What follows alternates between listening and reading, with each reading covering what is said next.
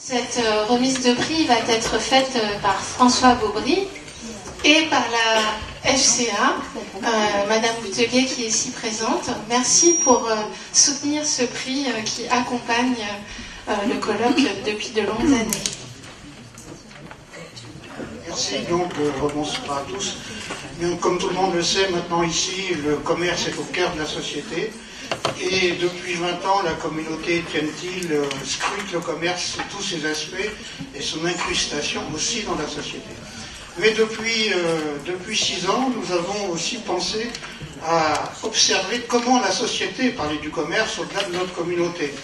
Et nous avons donc eu l'idée, donc c'était d'ailleurs ici, non pas à Roubaix, mais à Lille à l'époque, en 2012, nous avons eu l'idée de faire l'inventaire et la recension de toutes les publications imprimées, donc les livres et non pas les articles académiques, qui pouvaient parler du commerce et la façon dont le commerce s'insérait dans la société. Et nous avons, après cette première expérience aussi, nous avons eu des demandes de continuer, comme d'habitude, et depuis, donc, nous avons demandé à la FCA, qui était tout à fait habilitée à remettre ce prix, puisque la FCA a déjà l'habitude de choisir chaque année dans ses journées des grands témoins, on peut dire, non pas du commerce, mais comment des grands témoins voient le commerce dans la société. Donc la méthodologie, elle est très simple. La FCA a ses propres services de documentation et nous nous retournons vers aussi les services de bibliothèque ou de documentation des universités, enfin celles qui sont effectivement dans le bureau ou la MSHS de Poitiers qui est aussi partenaire du colloque. Et nous recensons toutes les publications, donc tous les ouvrages qui sont parus depuis le mois d'octobre de l'année d'avant jusqu'au mois d'octobre 2017. Donc je ne vais pas vous les lire, bien sûr, on n'a pas le temps, mais ce premier corpus, donc pour l'année 2016-2017, ce premier corpus donc, a regroupé 25 présélectionnés. Et ce qui est intéressant de savoir, c'est que, évidemment, l'essentiel, ce sont des ouvrages de type plutôt académique ou de chercheurs, mais dans des disciplines autres que la gestion, c'est-à-dire la géographie, l'histoire, les sciences de la technologie, donc volontairement aussi, pas seulement des ouvrages de gestion. Mais ça peut être également des ouvrages de journalisme, des ouvrages de témoignage, des ouvrages également on va dire de sciences humaines au sens très large, y compris de philosophes, etc. Donc 25 ouvrages. À partir de là, avec le bureau et le comité scientifique, on a fait un premier screening qui aboutit à 6 ouvrages qui ensuite, d'ailleurs, ces ouvrages dans les 6, également avec un comité de la FCA, et ces 6 ouvrages donc, sont ensuite transmis à la FCA, et Alexandra va vous expliquer la suite. Merci François. Donc effectivement, à partir de cette présélection, nous avons un comité de lecture au sein de la FCA qui étudie tous ces ouvrages. Donc on ne lit pas chacun les 6, mais chacun en lit entre 2 et 3, puis après on se réunit pour faire un débrief.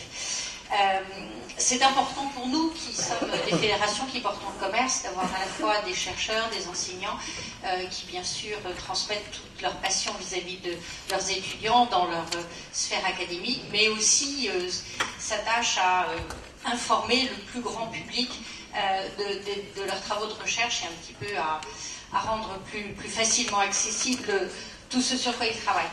Alors, on a sélectionné un ouvrage cette année qui porte sur l'Internet à l'ère du numérique, enfin le commerce à l'ère du numérique, c'est presque devenu un pléonasme maintenant. L'ouvrage qui a retenu particulièrement notre attention sur plusieurs points. D'abord parce qu'à la fois il était dans sa globalité, il faisait un constat, il donnait une analyse et il faisait des propositions pour l'avenir. Ensuite, ce sont des auteurs qui étaient tout à fait complémentaires, puisqu'il se trouve que c'est un ouvrage qui a été co-rédigé, et la complémentarité venait que la première partie, à travers ses propos, nous a promené dans l'ère du numérique, et puis surtout a mis l'accent sur la notion de flux, l'importance de l'attractivité des lieux, avec une verve qui est propre à son auteur, qui nous parle d'Arche de Noé expérientielle, donc ça ne peut faire que rêver, et puis qui traite dans la globalité le consommateur, ses centres d'intérêt, et puis toutes ses attentes par rapport à justement la façon qu'il a d'appréhender ces lieux d'achat, et la diversité qu'il peut avoir dans ses attentes par ces différentes phases, parce qu'un consommateur n'est pas qu'un, mais en fonction de l'endroit où il est, de la journée, de son âge, etc., il a des comportements qui sont différents. C'est aussi un ouvrage qui nous fait voyager, puisqu'il nous parle d'Internet à travers tout le monde, toutes les différentes expériences, bien sûr avec la montée en puissance de ce qu'on peut trouver sur des sites qui viennent de Chine, et puis l'importance aussi de comprendre qu'il n'y a pas seulement une seule démarche et qu'il n'y a pas d'opposition, qu'on est véritablement dans une complémentarité, dans une époque aussi où on parle beaucoup de désertification des centres-villes, de problématiques de commerce physique. Il y avait une réponse particulièrement intelligente à avoir cette corrélation, c'est-à-dire que on sort des petits sparadraps qu'on veut mettre pour essayer de comprendre et de surtout de régler cette problématique du centre-ville, mais de bien voir que c'est un sujet qui est complètement global, qui est avant tout un sujet d'urbanisme. Bien sûr que le commerce en est un acteur principal, mais qui a une dimension politique et urbanistique est importante. Et la deuxième partie de l'ouvrage, qui était dédiée à cette partie-là, venait parfaitement remettre toute l'actualité du sujet sur ce que peut être le commerce aujourd'hui. Donc voilà, donc maintenant, place à l'officialisation des lauréats. Donc on a le plaisir de récompenser Olivier Badeau et Dominique Moreno pour leur ouvrage Commerce, l'urbanisme et la communauté.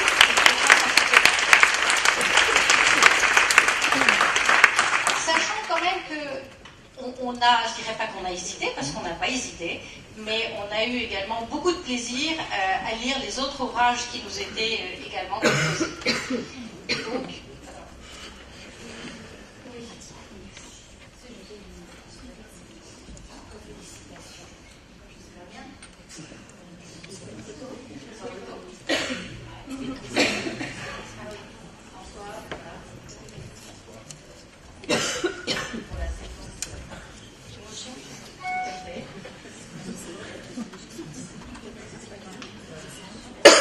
et je vous laisse nous dire quelques mots quand même sur vos ouvrages.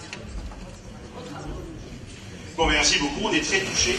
C'est-à-dire qu'après plus de 30 ans de métier, beaucoup d'ouvrages, d'articles, etc., je suis très ému, et Dominique aussi. Je voulais dire que, sans oublier d'ailleurs que c'est un ouvrage en collaboration avec une de nos doctorantes, Carlotta Raboisi, qui peut se lever, elle a été aussi très... nous, on a le prix, mais...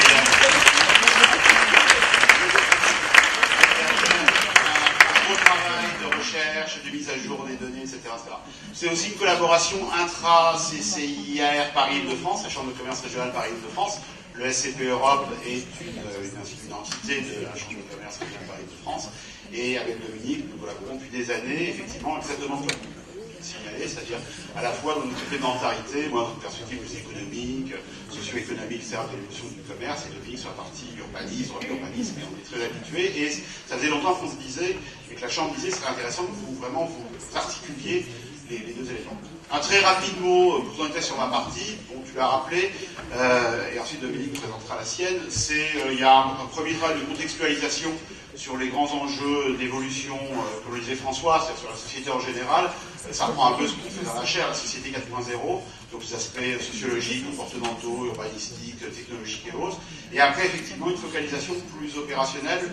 Le livre est écrit, même s'il est très renseigné, par du fait Carlotta, toute la jurisprudence de Dominique, il est aussi écrit dans une perspective d'être lisible par toutes les communautés. On l'a fait à deux vitesses, il y a le corps central est lisible par toutes les communautés, et puis les petites notes en bas de page pour les chercheurs, parce qu'évidemment les chercheurs s'abîment les yeux sur les petites notes, etc. On le sait bien.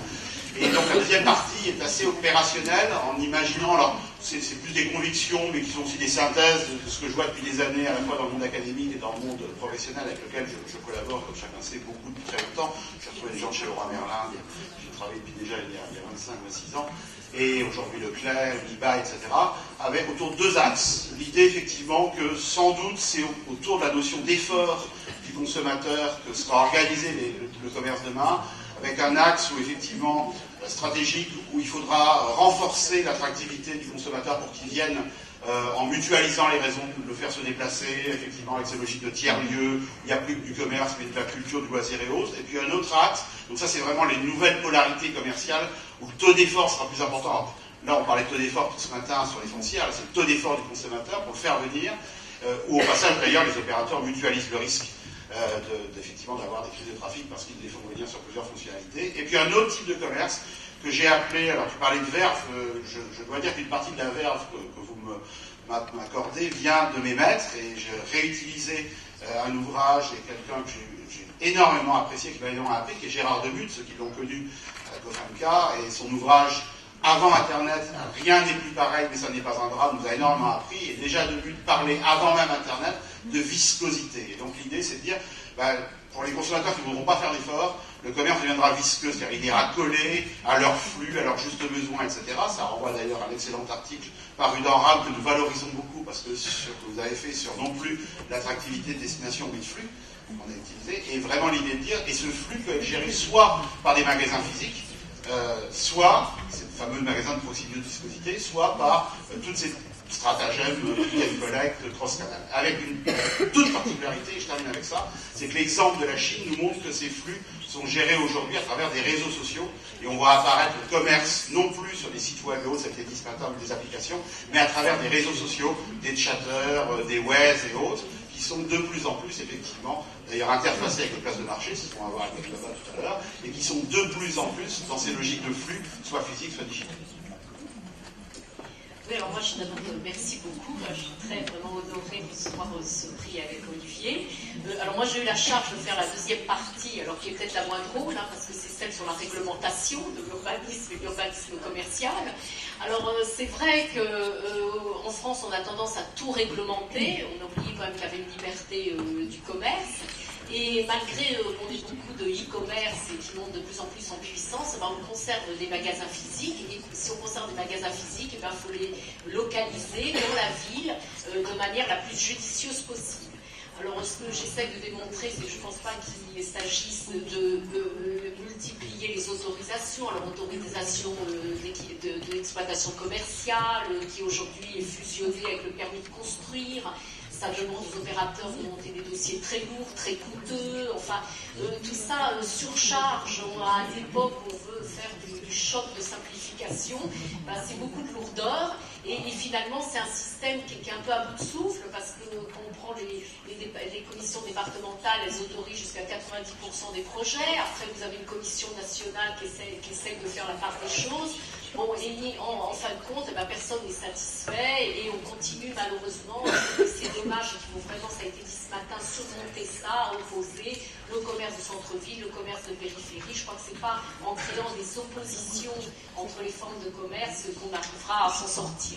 Enfin, c'est aussi un autre regret, c'est qu'aujourd'hui on découvre que les centres-villes souffrent, il est temps. Mais si on a aussi beaucoup développé de commerce en périphérie, c'est que des autorisations ont été données. Donc ceux qui donnent les autorisations, qui aujourd'hui se plaignent qu'on a des centres-villes qui souffrent, il faut s'interroger. Ça, c'est des décisions aussi politiques. Donc c'est un peu tout ça que j'essaie de démontrer cette deuxième partie, avec, c'est vrai, beaucoup de jurisprudence qui n'arrête pas de changer. D'ailleurs, si on devait réécrire le livre aujourd'hui, la deuxième partie serait énormément à mettre à jour déjà, mais aussi, mais voilà. Donc, en tout cas, je vous remercie infiniment pour ce prix. Vraiment, on est très très fiers et honorés.